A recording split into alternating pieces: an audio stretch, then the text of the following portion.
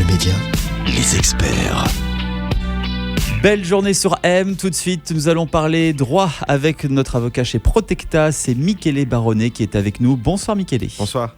Nous allons parler aujourd'hui de la 13e rémunération, du bonus, de la gratification. Comment s'y retrouver dans la rémunération, notre rémunération. Tout d'abord, qu'est-ce que le 13e salaire ? Alors le 13e salaire fait partie du salaire. Il faut rappeler justement que le salaire, c'est votre contre-prestation au travail que vous fournissez dans le cadre d'un contrat de travail. C'est un peu la monnaie d'échange du travail. Et en fait, le 13e salaire fait simplement partie de votre salaire. Ça dépend simplement comment il a été versé par l'employeur. Votre salaire annuel a été divisé par 12 ou 13. Et en plus de ça, s'il est versé en 13 fois, est-ce qu'il est versé, il peut être versé en décembre, en novembre ou 2 fois par année. Ça dépend ce que prévoit le contrat. Alors, qu'est-ce qu'il peut se passer concrètement en cas de départ d'un employé en plein milieu d'une année ? Alors, si le travailleur quitte l'emploi parce qu'il démissionne, parce qu'il est licencié, il a en principe droit à son 13e salaire au prorata. S'il part en juin, on va faire le calcul de la part correspondante et lui verser par contre la part au 13e salaire à ce moment-là, au moment du départ, plutôt que par exemple en décembre si le contrat prévoit qu'il soit versé en décembre. Dans quelle autre situation un employeur est obligé de verser une gratification à son employé ? Alors il faut faire justement la distinction entre le 13e salaire et la gratification. C'est pas la même chose. C'est pas la même chose. La gratification, c'est un supplément au salaire qu'on reçoit dans certaines circonstances. Alors ça peut être justement un bonus, c'est-à-dire pour une performance particulière, ou ça peut être prévu dans le contrat que vous recevez une participation en fonction du bénéfice, en fonction du résultat, en fonction de votre performance.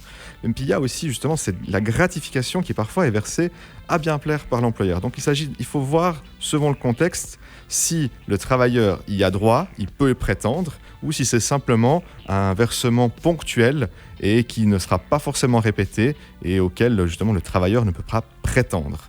Comment peut-on prouver qu'une gratification versée plusieurs années par un employeur peut être un droit acquis pour l'employé ? Ça va dépendre de comment cette gratification a été versée. Souvent, les employeurs vont mettre la mention versée à bien plaire dans un certain montant qui est versé par exemple à Noël, comme bonus, comme supplément, comme gratification justement, à bien plaire. Lorsque c'est écrit à bien plaire, vous n'avez pas le droit d'y prétendre. C'est pas un droit, ça ne fait pas partie de votre salaire. C'est du bon vouloir de l'entreprise. Voilà, ça dépend du bon vouloir de l'entreprise, mais dans certaines circonstances, le travailleur peut y prétendre, peut l'exiger. Alors c'est simplement si le contrat le prévoit tel quel, que c'est inconditionnel, que c'est versé chaque année, toujours. Dans ces cas-là, oui, ça c'est clairement écrit dans le contrat. Par contre, dans d'autres circonstances, il faut vérifier le contexte. Si durant 3 années de suite, vous recevez une gratification sans mention de versement à bien plaire, au bout de la 4e année, ça pourrait devenir exigible.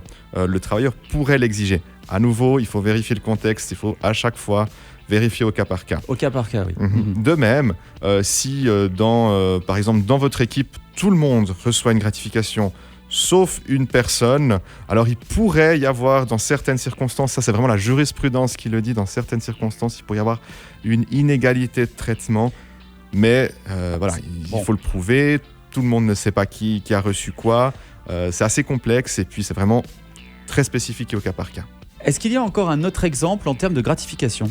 Oui, alors si pendant 10 ans vous recevez une gratification malgré la mention à bien plaire, mais vous la recevez tout le temps durant 10 ans, on peut l'intégrer à notre salaire. Ça pourrait devenir un élément du salaire. Oui, à nouveau et toujours sur toutes les réserves, il faut vraiment vérifier le contexte, le contrat et toutes les circonstances du cas d'espèce. Donc on le rappelle, lorsqu'il est prévu, le 13e salaire est un droit acquis, même en cas de départ en cours d'année. Merci Michele Baronnet de nous avoir éclairci un petit peu sur ces différents aspects de salaire, de bonus, de gratification. On va se retrouver la semaine prochaine en pleine forme pour d'autres conseils. On vous souhaite une belle soirée. Merci. Aime le média où tu veux, quand tu veux.